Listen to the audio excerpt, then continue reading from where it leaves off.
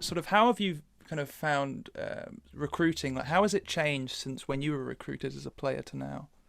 Yeah, it's just totally different, Alex. Like I guess it basically speaks to how old I am, but we didn't have, you didn't have the websites or recruiting websites. You didn't have Rivals and Scout. Of course, Scout's dead now. You didn't have 24/7. You didn't have star rankings, 2 stars, 3 stars, 4 stars, fives. None of that was going on then. It was strictly a face-to-face, phone call to phone call thing when I was coming out of high school, which was mid 90s. Sure. And so any information we had was coming straight from the coaches that called us or came and visited. There was no outside.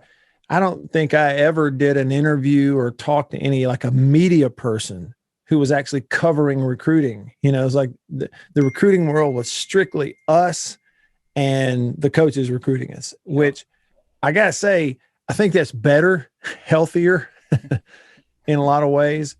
But naturally, it's just grown and changed. The internet's changed everything, including that, obviously. So, yeah, it's totally different now, as opposed to what I went through. Yeah. And did you get a chance to visit the campus in Starkville before I you did. arrived?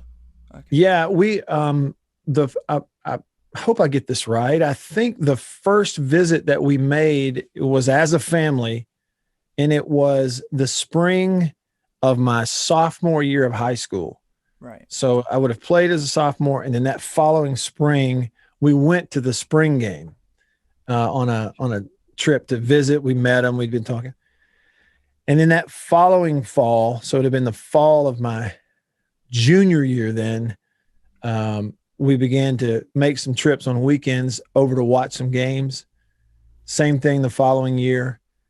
So that's really neat. And I will tell you, looking back on it, that was one thing that, as a kid then, I do remember, and I think that's similar to now. Kids now, kids are the same when you're 16, 17, and you show up like on a big, huge college campus. Yeah. And the people there already know what you look like. They already know your name, and they rush up to shake your hand and welcome you, and they pat you on the back. Boy, we sure do hope you come here. We really do like you, and it makes you feel sort of like you're the big man on campus, even though you're there on a visit. And it's really flattering. It really makes a strong impression with those kids.